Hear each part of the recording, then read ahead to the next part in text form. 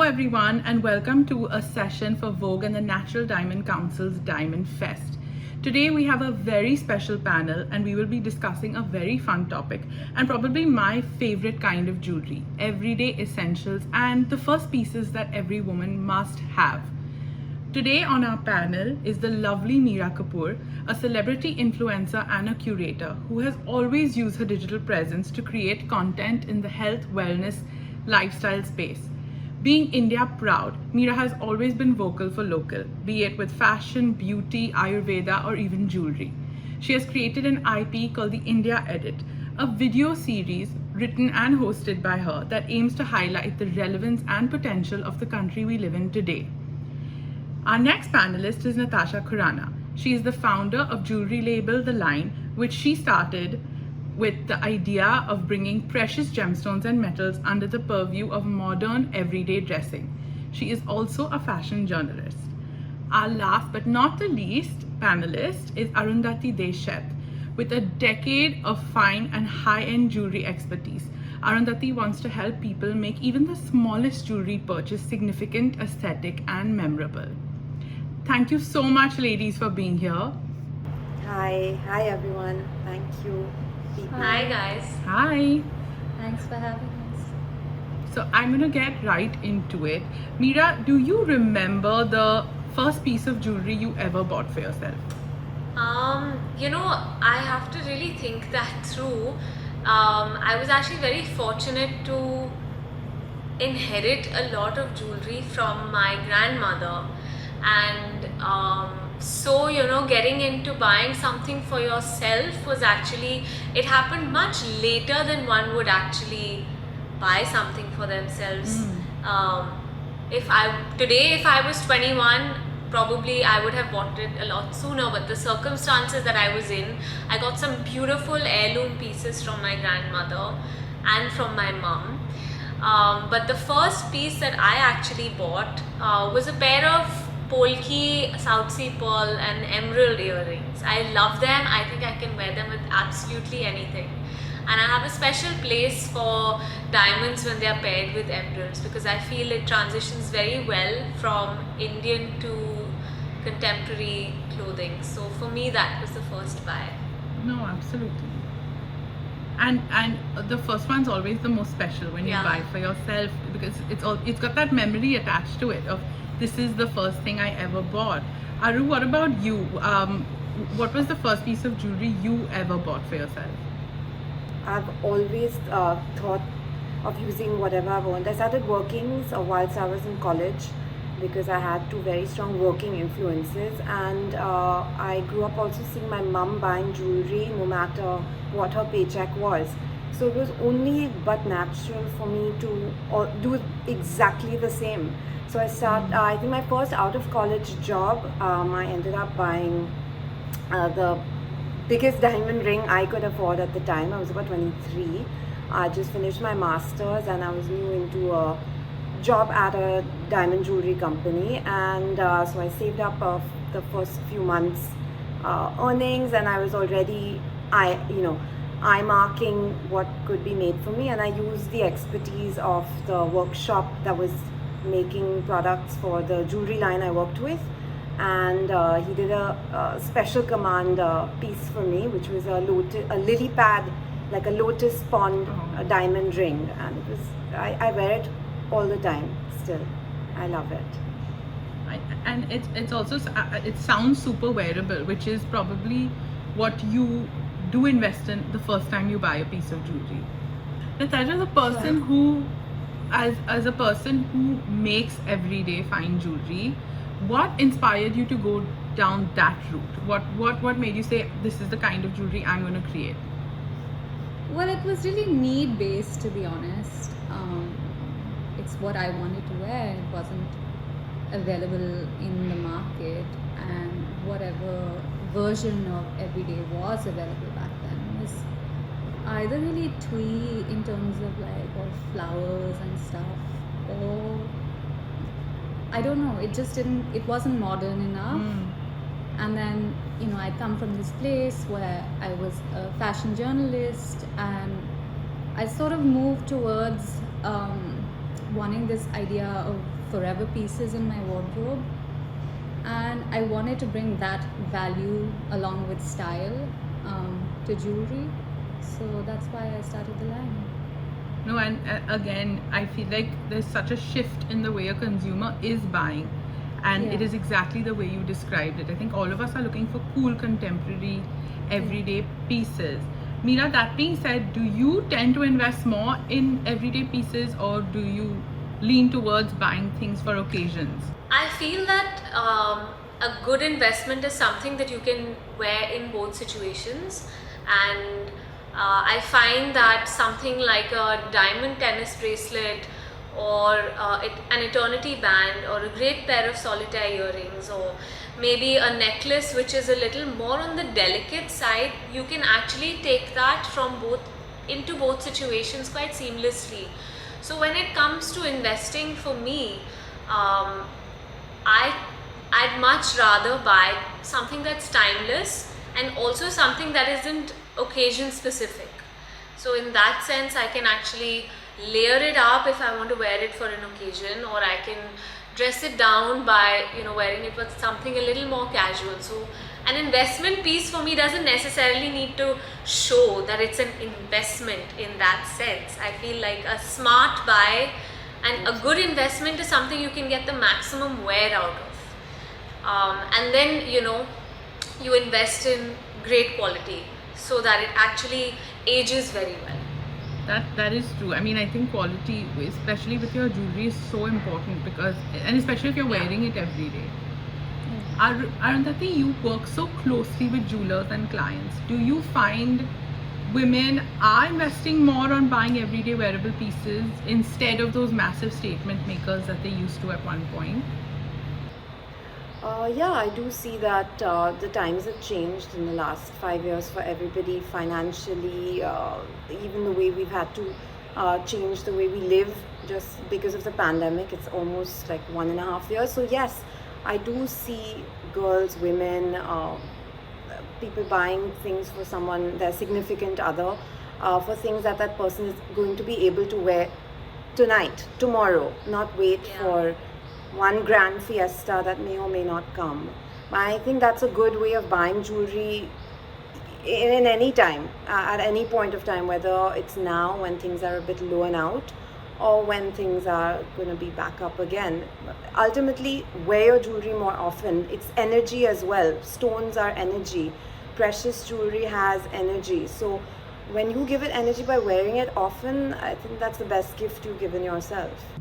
Absolutely. And I mean, I do speak to so many jewelers who also are saying that even though we are in the middle of a pandemic, people are buying jewelry because jewelry makes you feel happy. It's just like the ultimate mood upper, and that is what people are doing even now. But Natasha, what do you think are go-to pieces that every woman needs in her capsule collection? So I come from this place where I hate to have to tell you what you should have in your wardrobe. But I do feel like the perfect piece of jewelry for anybody meets at this sort of intersection of desire and utility. So, for example, I'm a lazy person and I love earrings. So, for someone like me, I would just recommend a pair of, say, pearl ear studs, and then I could wear those endlessly. But you might like necklaces, and you might like something that's really personal. So for you, then I would recommend like our letters or our zodiacs. So I don't want to have to assume at any point that I know what should be your essential. So yeah. Mira, you spoke about inheriting a lot of heirloom pieces. Do you have a favorite that is your go-to that you wear no matter what?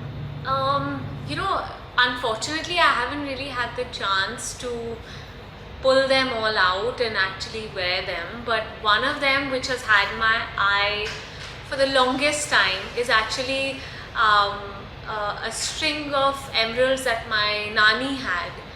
and it's set in a very Art Deco way. And then I was wondering, maybe I should get it reset. And this was, initially when my mom gave it to me, I said, maybe I'll get it reset and make it look a little more contemporary. And then as time passed and I got a little more interested and I started favoring vintage a little more, I said, what, I don't think I really want to change it. I want to keep it as is and keep it like a testament to my grandmother. But one of the pieces that I wear very often is a ring which belonged to my grandfather. It was a sapphire ring, and he used to, and the way men's rings are made, they are very chunky. And much before I had gotten married and my mom had shown me this, I said, Mom, that's a really nice ring, you should get it reset. And she said, I don't have the time for all of this, anyway, there's so many things that I have to. So I said, yeah, but maybe you should get it reset and you can wear it with things on a daily basis. So when I was expecting Misha, and just before I actually delivered, my mum got me this ring, which was a blue sapphire set with diamonds, and I was like, this looks very familiar. And she said, this is Papa's ring that I had reset. And I love it so much because it's a paler sapphire, and it works so well for me. So it's an heirloom piece which has kind of got a new lease of life. Absolutely, and those are always most meaningful. I mean, every time you look down at it, there's a story there. And like you said, I mean, even right now, while saying it to me, you linked it to Nisha's birth, and that's what jewelry does. It's that's momentous. It just links you. It takes you back to a memory. You always think back of when was it that I got this, and it's almost like it needn't start with precious jewelry. I think when we all were younger, and you would have a Valentine's Day come up, or you would have a significant time in a relationship, you would get something really nice, and that kind of carries on even now. And I think what's happened now is that we want to now give things to ourselves, and I always gravitate towards picking up things that I can wear more often. I just don't see the point of having so many things in a locker, and then the hassle of going to that locker and pulling them out. And it looks lovely when you do dress up and you do wear them, but like Arundhati said, it's been a year and a half that we're in a pandemic. So it's really those classics and everyday pieces that have taken you through, and you sometimes look at that and that's what makes you feel good. Those are the things you really dress up with. Absolutely. Arundhati, you help so many women make their jewelry purchases, but what do you look for when you buy jewelry for yourself, when it comes to the quality of the diamonds or the silhouette of the actual piece? What do you love to buy?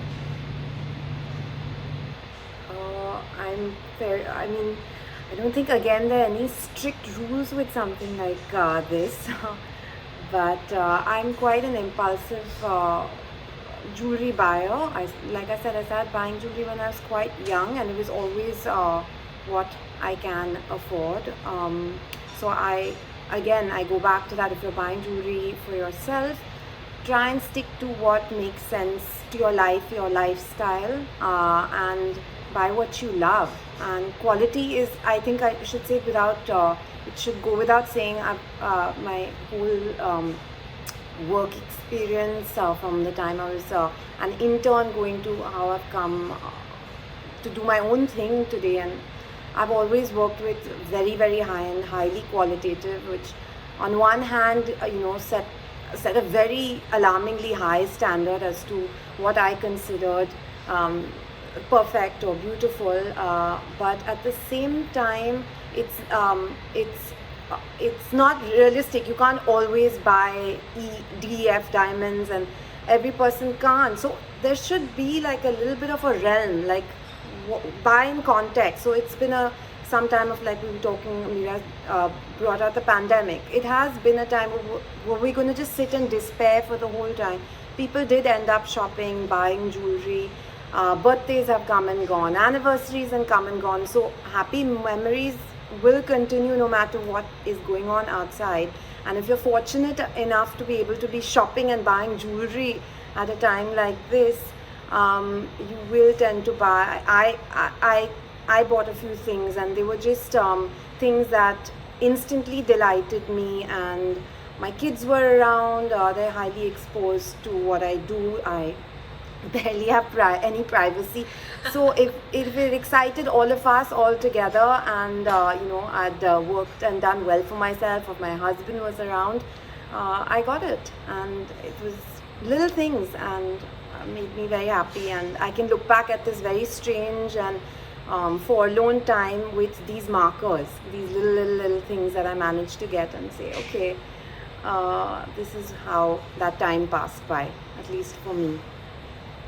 Speaking of husbands, I think the most important essential for every woman, at least something that we do wear every day, is our engagement or our wedding ring. Mira, do you have a story associated to your wedding or engagement ring, and any special story around it? I love my engagement ring. It's something that I wear every day. Sometimes I forget to take it off. So I feel that it's a true testament to how much I love it, and really how well, Shahid knew me to get me something that I can wear almost every day. And yeah, you're quite right. An engagement ring is something that is one of those milestone jewelry pieces in your life. And often enough I've seen, because now my friends are also getting married, it is something that they put a lot of thought into. They discuss it with their partners, and they're figuring out what to get, and families get involved. Sometimes they say, well, I want to get something for you, and I don't want to have my family do that, because this is about the two of us. In my case, there was actually no story. I just received my wedding ring the day of my wedding, and I just remember that, because our wedding was very unconventional in the sense that we actually got married with like 5 people in a room, and after that is when we did the ceremonies and all of that, after we actually had already gotten married. So that was when the whole one knee thing happened, and the whole Jaymala and all of those things happened. And I just remember like seeing the box, and he opened it, and I loved it. It's very simple. It's just a stone on a very simple band, and I really liked it. So there's no real big story. Just I love it, and I did have a few size changes, I think, as I changed sizes, and finally it fits. No, that's sometimes when a diamond is so beautiful, that's all it needs. It just needs the band. And I thought about it. I was like, it just kind of speaks. I was like seeing people having their rings reset, and I did go down that rabbit hole, and I was like, maybe I should have my ring reset, but I don't know. It didn't work for me. I like it as it is, and I did feel, I said, 25 years later, 30 years later, when we are probably celebrating our 30th anniversary, everything would have changed. Our kids would be older, we would be older, people around us would be different, but that ring will be the same. So I don't want to change it. Natasha, as a jewelry designer, if you had to make an engagement ring, how would you describe it? How would you make the ultimate engagement ring according to you, that For could be myself? worn every day, for yourself, for a client, both? My advice to most people who come to me for engagement rings is, please don't let it be a surprise to your partner. Let them weigh in. It's something that they have to hopefully wear on their bodies for the rest of their lives. Like, I hate my engagement ring, but I get emotionally attached to jewelry, so I wear it every day. So I really think people should let their partners weigh in. I don't believe in surprises. Yeah, I agree. I do feel that's quite important. I mean, I got lucky, but definitely, do it together. No, 100%. It's sweet, and that's also Yeah. quite meaningful in its own right, you know. A boy sometimes, or even if he's a man, it's lost terrain. Like, it's like mumbo jumbo for many guys, not all, but they're just confused. And Mira was saying some of her friends were saying that they don't want their Yeah. families involved in even an engagement ring purchase. Yeah. And why not? It is between the boy, girl, man, wife. So it's nice when they're all involved in it, the both of them. I think because the engagement ring somewhere, it's kind of like one of those really important markers of a wedding and a marriage, which is why, the identity of the marriage kind of takes shape into that ring. So sometimes, you want Totally. to, sometimes, when it is all about the families, then you will have that, even that decision is actually something that's taken collectively. But sometimes when the nature of the marriage is itself very nuclear, then it's strange, right? These are symbols of different milestones in our life, and they actually do take on the identity of a much larger institution, I feel. Absolutely, absolutely. And it's something so special and something that takes you back to such a strong memory. And it is something we wear every single day, even though it's a relatively significant piece of jewelry. I mean, it's something we put on and it's just on all the time. And I think it's great to look down and just immediately link that memory to it. But Natasha, again coming to you, if just as a jewelry designer, if you had to design, your everyday pieces for your clientele, what do you see that people buy the most when it comes to those everyday pieces?